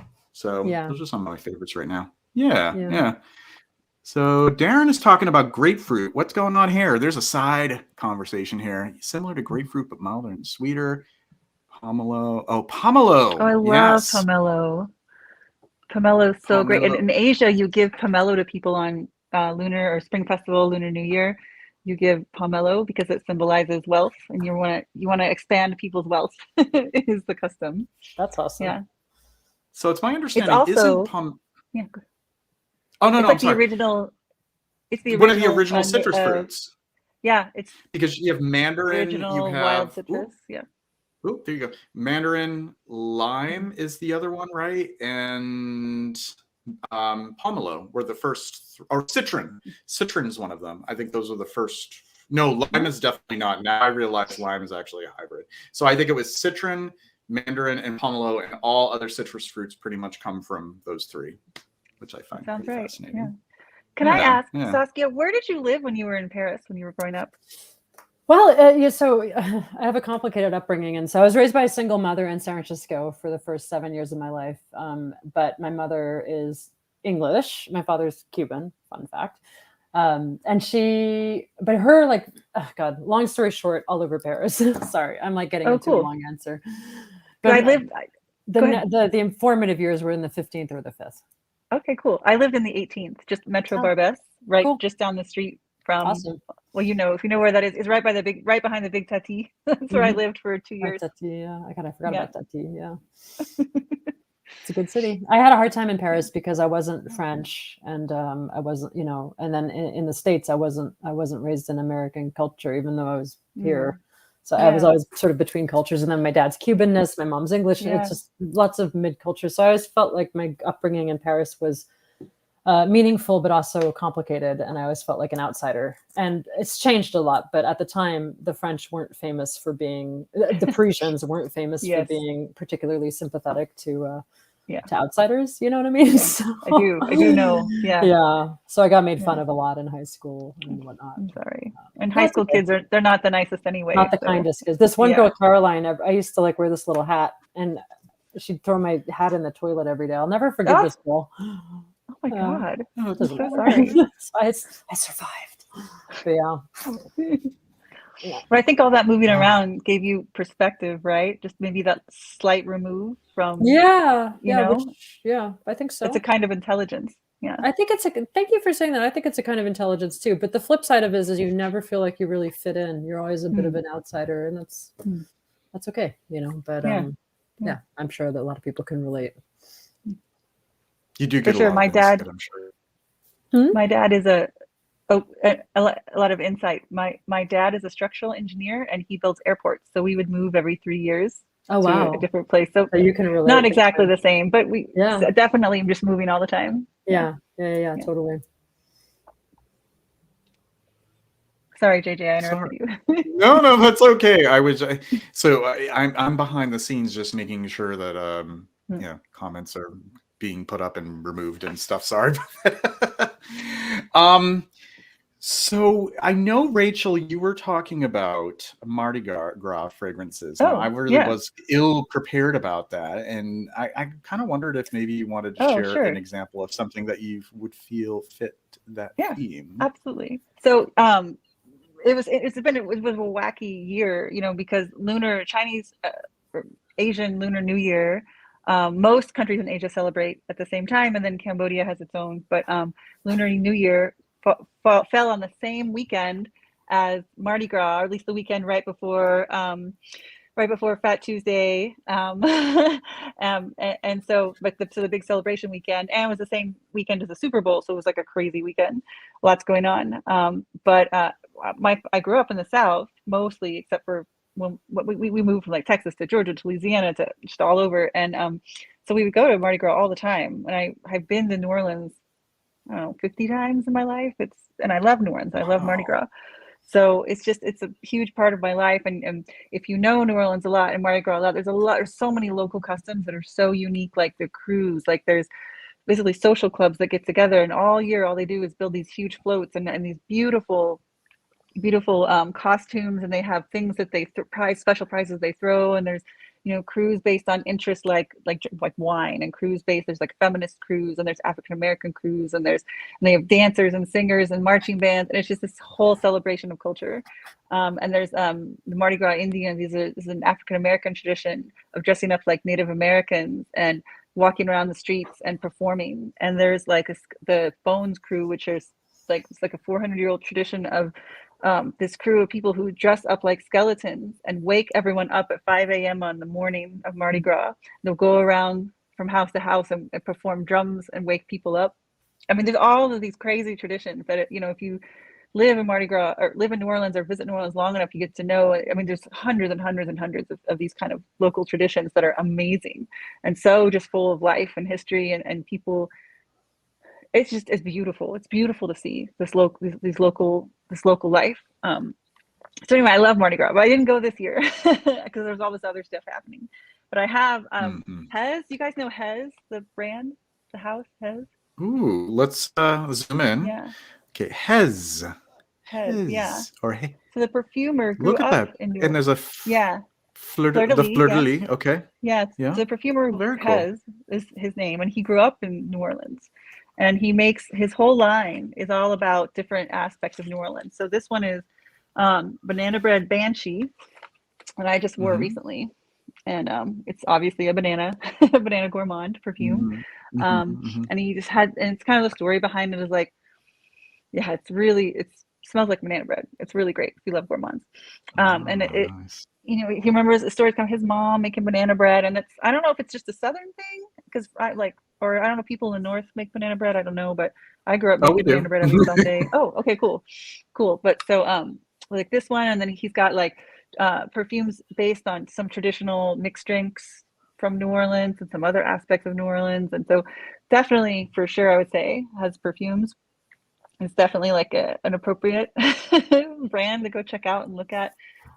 They're really great, really, really cool. And then so I thought of this, and they have a lot of them are like based on like hurricanes, like the mixed drinks you get on Bourbon Street, and they're like genuinely smell like those mixed drinks. Like they're so fun. Like these are fun gourmand scents mostly, that they're just, I mean, they're a party in the bottle. They're so fun and big and beautiful, and just remind me of that. It's like a street party. Like, it's like going to Brazil or going to, a street party. It's like being outside, fun, loud music, outside street party all day long. And I love that. So, and it's like one of the only places in the US that's like that. Like you can go to other countries and they have a real outside street party culture. But in the United States, really, New Orleans, I think, is the only place that's like that, as far as I know. Yeah. That's one of them. Elsewhere.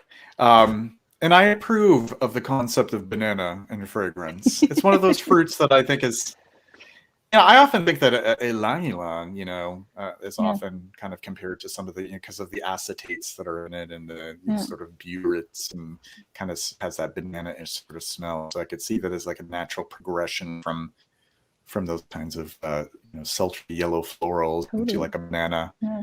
Very cool. Very cool. And did you have any other examples? I do, yes. But before I do, I just want to ask Saskia a quick question. Do you know how to salsa dance? I'm sorry? Did your dad teach you how to salsa dance? Cuban style. It's a little different. Cuban style. Yeah. But actually, my dad, when I was growing up, my dad lived in New Orleans, so I'm sort of listening to all this and remembering my own New Orleans connections and enjoying it. Yeah. Cubans don't like Colombian salsa dance is like extravagant and big. Cubans are really like. Oh, it's sober. So cool though. They're very sober. Yeah, I like it. I actually like how my restrained. Yeah. It's sort of like the little movement means a lot, Hello there, Dave. Great to have you tuned in. Ever the flatterer. Thank you. But I remember, like, I told Saskia knows this because I mentioned it to her once, but I lived with a Cuban band for a little while in China. It's a very long story, but they would tell me how dancing was such an integral part of their lives growing up, where they'd have like at school, they'd have school dances where they do a rueda, like this kind of circle dance, and they'd circle the whole school with this like rueda line where everyone was salsa dancing around the whole building. And it was just like a normal thing and that everyone knew how to do, because dancing and being on the street and celebrating and being outside and doing that kind of thing was just like a normal part of culture. And I just, gosh, I wish we had something like that in the United States. Well, I mean, consider the flip side of that for the Cubans, you know? I mean, yeah. Okay, true. When they weren't starving, you know, or eating cats during the special period. So, but no, I do think that Cuban culture has a sort of inherent soberness and sort of wry sarcasm, but also an inherent sort of joy, I think, because it's been so challenging to be Cuban for the last, you know, and I go to Cuba, like I'm not you know, I'm a fan of the country, despite the challenging political stuff. But I think that unfortunately my father's an artist, not a dancer, you know, so he does a little dancing, but he's not that flavor of Cuban. Yeah. But so thank you. Yeah, and just a couple more real quick for the scent of it, Yes, which is of course. just a wonderful indie brand. Gardenia Colada, because again, I think part of the New Orleans experience is just drinking delicious drinks outside in the warm weather.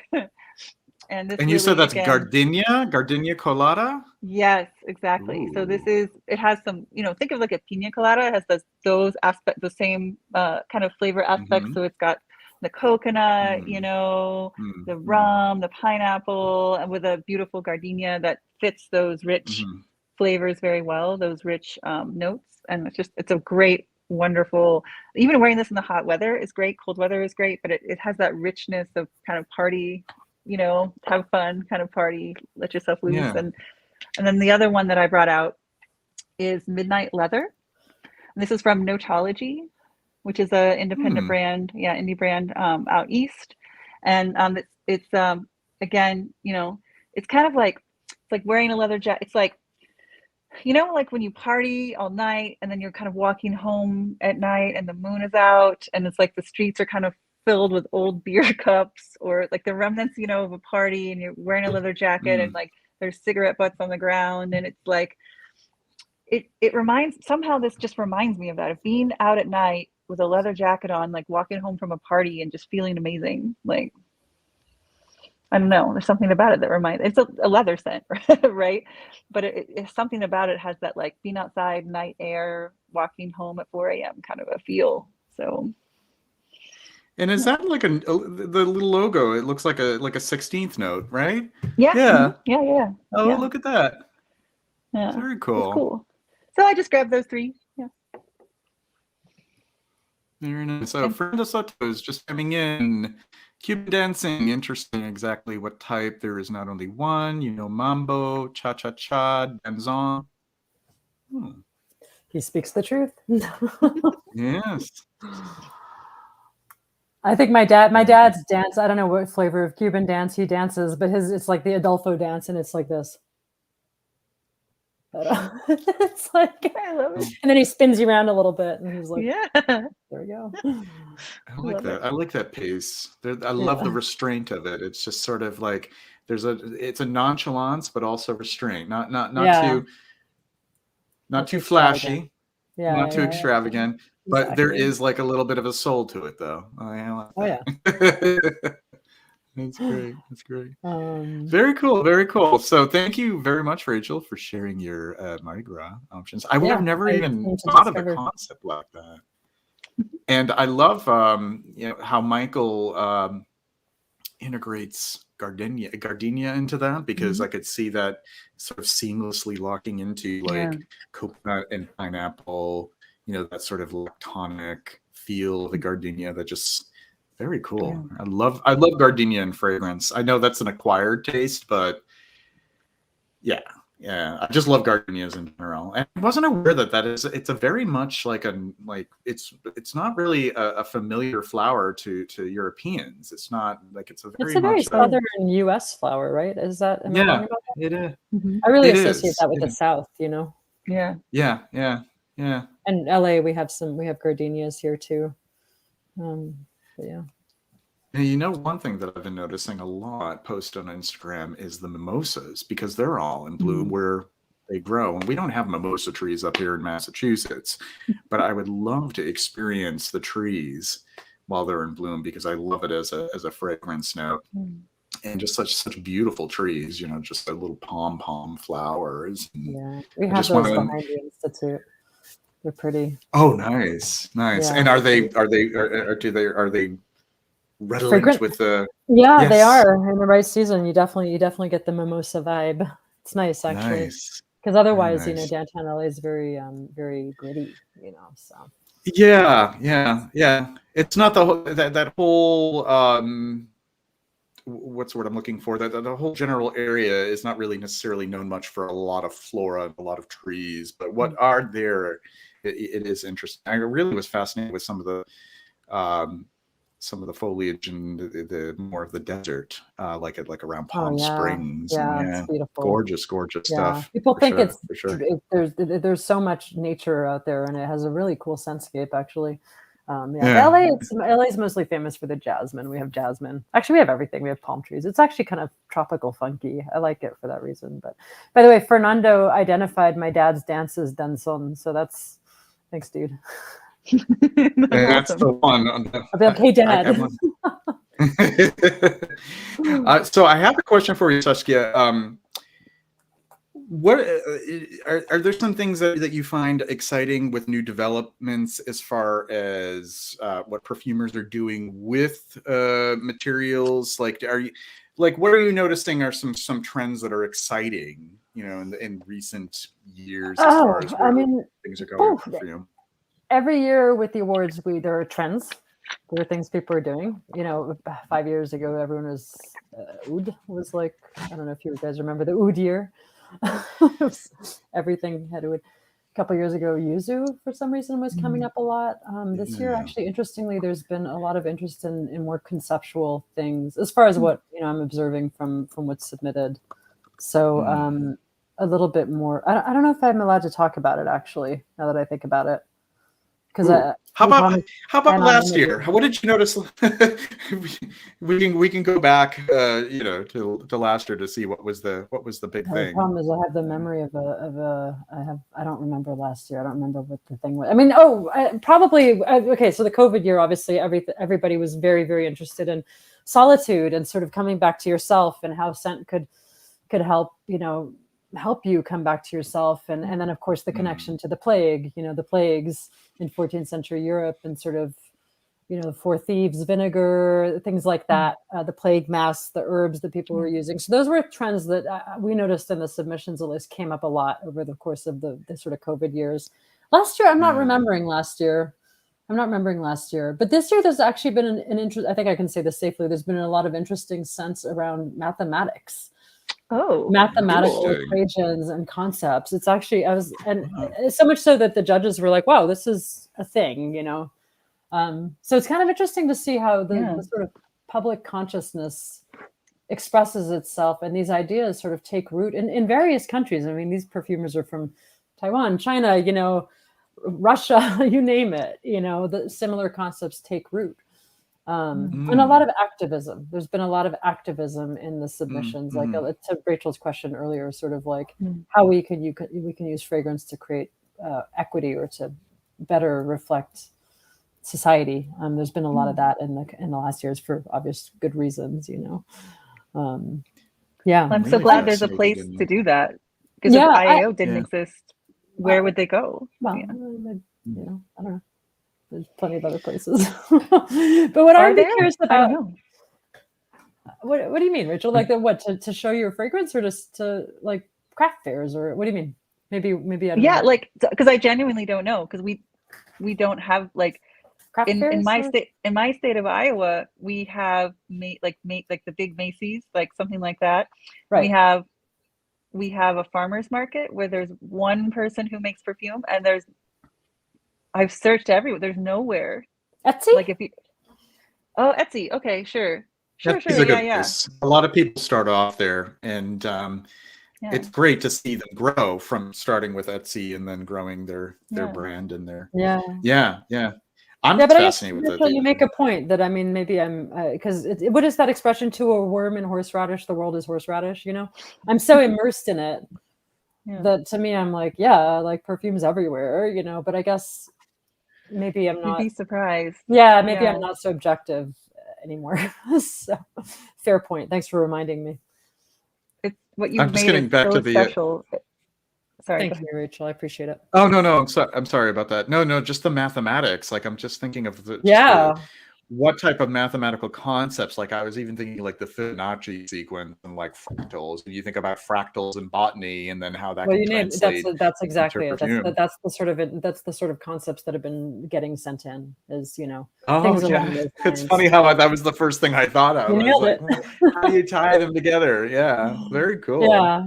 Well, and also, I mean, you know, mathematics and nature. I mean, there's a case to be made for the connection there, and I think some perfumers are able to see that connection and use it in some way. I don't know. It's interesting. I mean, it's interesting to see what.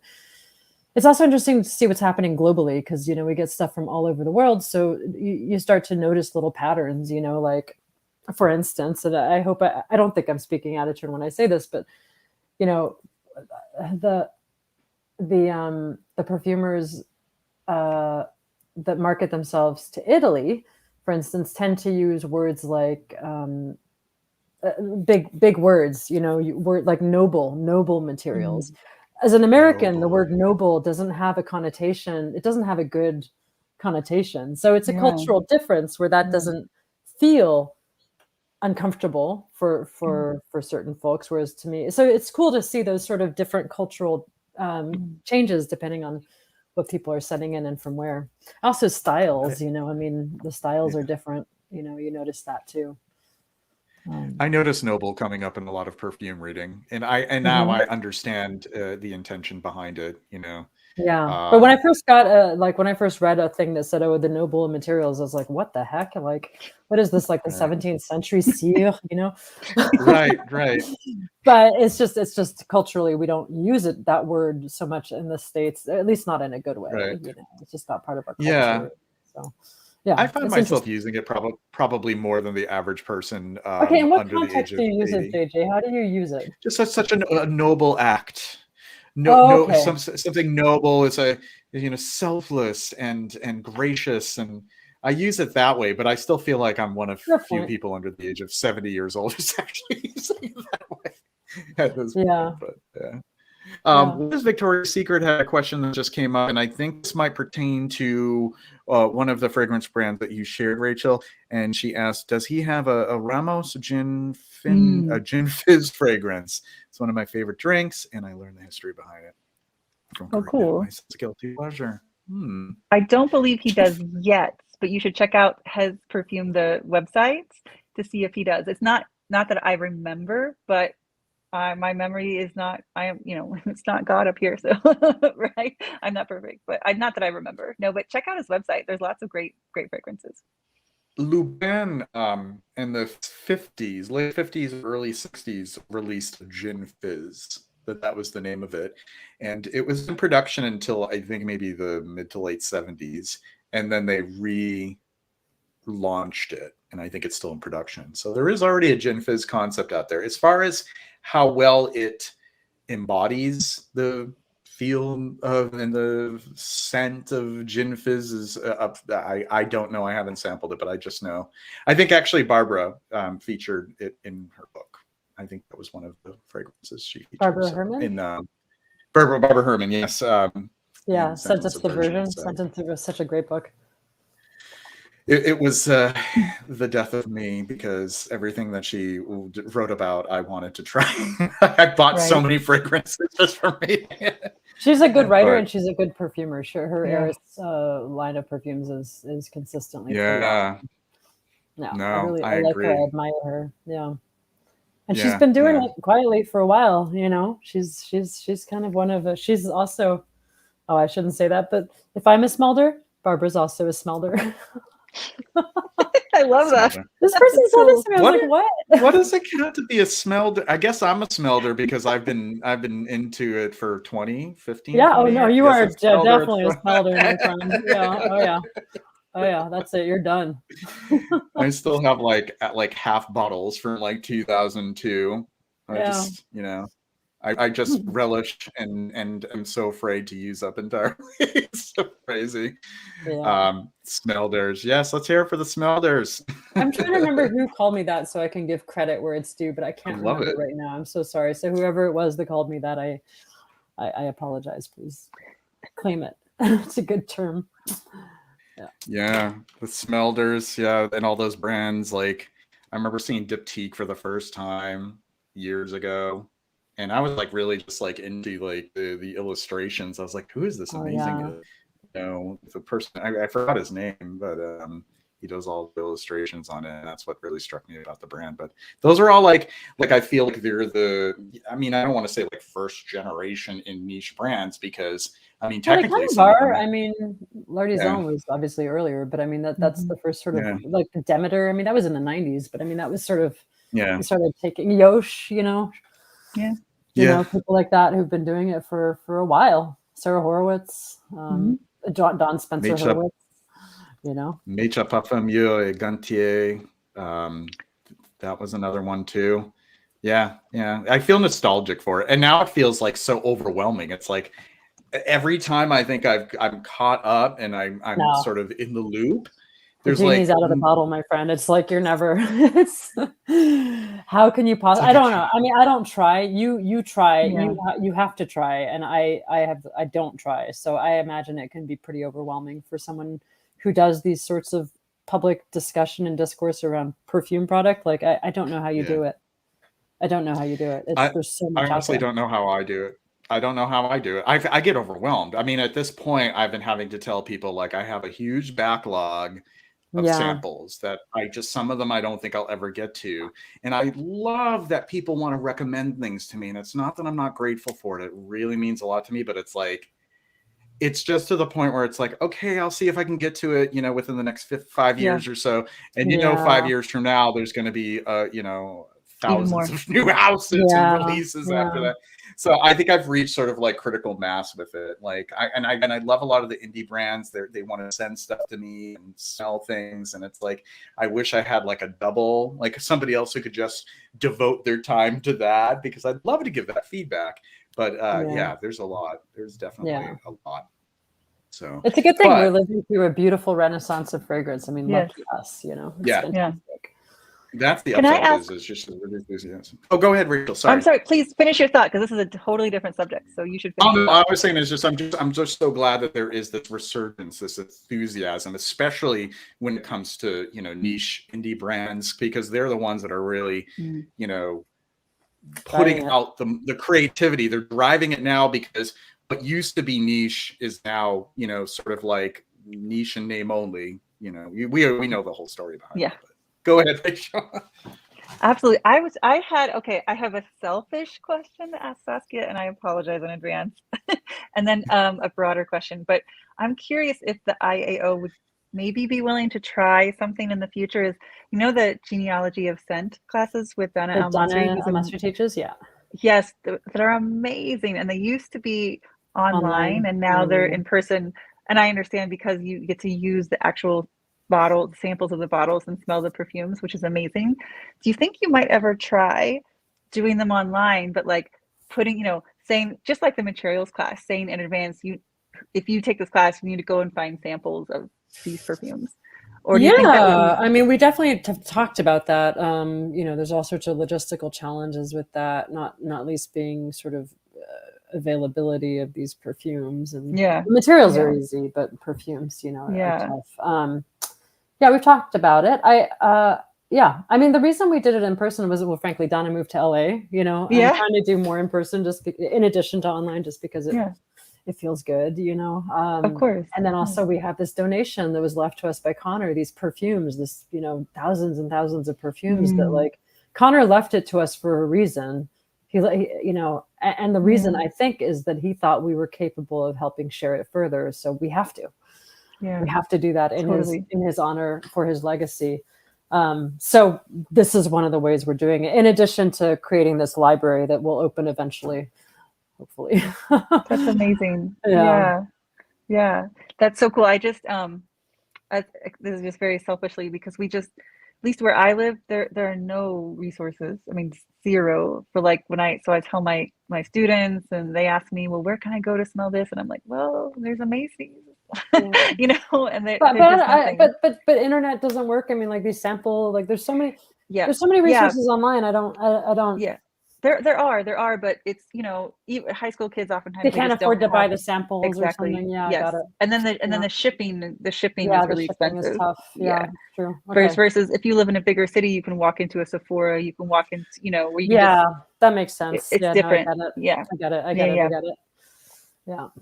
So I'm there's not a lot of opportunity. Sorry, I was just saying I'm spoiled. I have like Nordstrom, I have like a Neiman Marcus in Boston, I have like Blue Mercury if I wanted to go in there.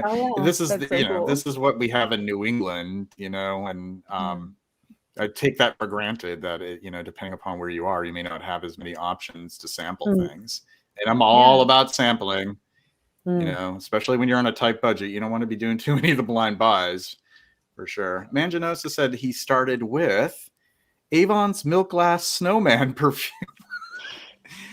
I love Avon. I think Avon, there needs to be a lot more respect towards Avon. That probably was a specific perfume, though, because I think they would be existing fragrances and they would come in these limited edition kind of novelty bottles. So I don't think it was called Milk Glass Snowman perfume, but it was something that was in that. I have a few of them myself. I love them. I have one that is Excalibur, which was a men's marketed fragrance, and it is an owl, and it's a very like mid-century modern looking owl with like these big eyes. Like I don't want to dig it out, and it would take forever. Cool. But I love it. I love the Avon stuff, and you know, some people, it just gets a bad rap for being kind of cheap and kind of low brow. But no. A lot of the great perfumers, they worked on Avon as well, and there's some fragrance. I'm actually going to do a whole week of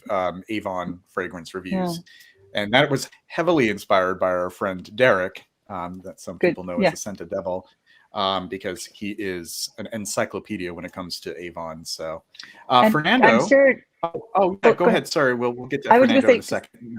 Add on. I apologize. Add on one thing. Our great friend Derek. I'm sure, JJ, you've heard him mention one of his perfumer friends that worked on Avon, some Avon perfumes, said that quite often actually, Avon would pay for higher quality materials or like more naturals in their fragrances than other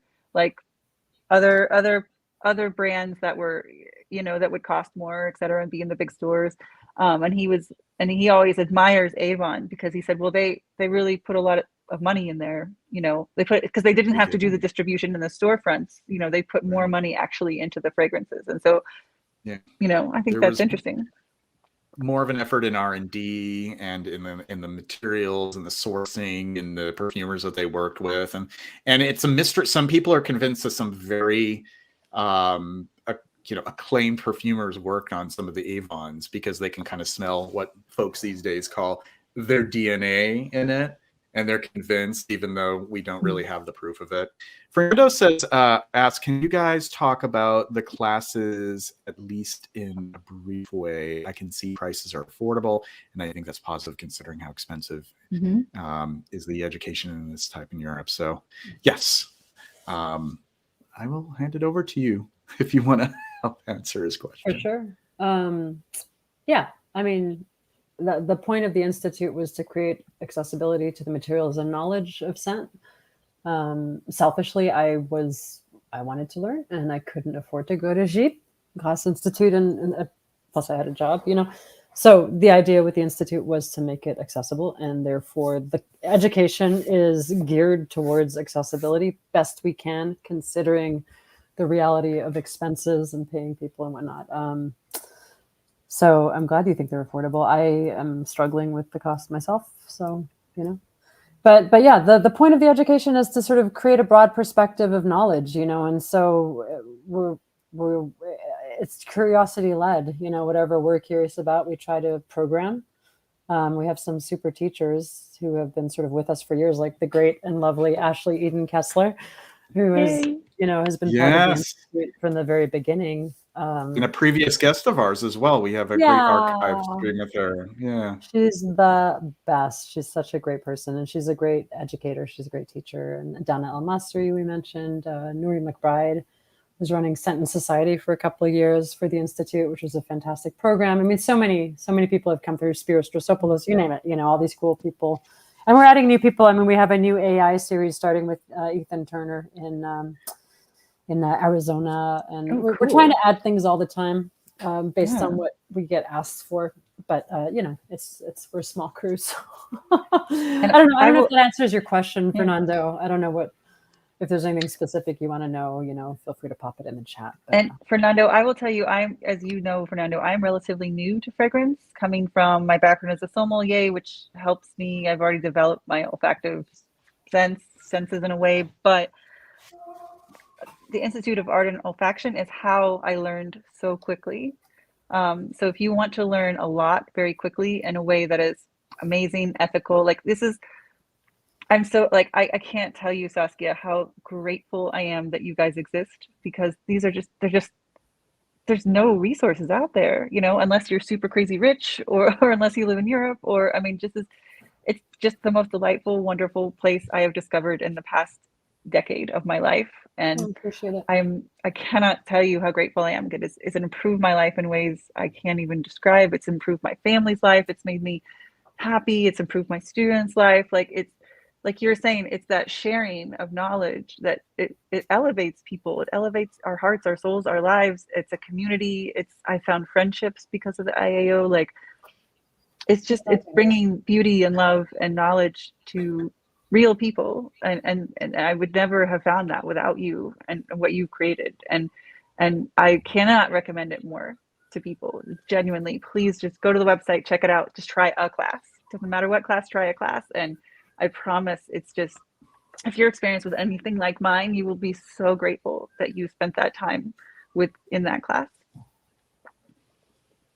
Geez, Rachel, thank you.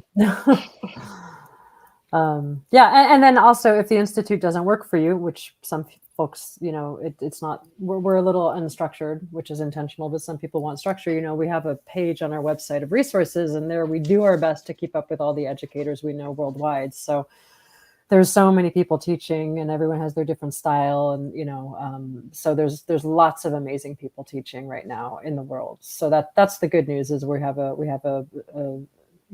multiplicity of perspectives that are being offered these days, and that's kind of was what I was hoping for all along. So I'm happy about that. Yeah. And if Darren is still here, Darren also is teaching classes too. Great. Yeah. There we go. Darren, email us your information. We'll add you to the map. Darren is a real talent. Nice. If we're talking about indie perfumers that have impressed me tremendously, he ranks up there. Phenomenal stuff. All right, we're going to start to wrap things up. Ladies, just stick around. We'll do a little bit of backstage for a few minutes. It is getting late, but stick around. We have a backstage where we're just off of, we're no longer live, and we can chat a little bit more. So for folks who are looking forward to the next Effluvium, I was mentioning earlier that we have Alexandra Halwani of the Perfume Chronicles. The perfumechronicles.com. You can visit his website. Perfumer, writer, perfume historian. Definitely a great mind, and it'll be a great discussion. That'll be in 2 weeks.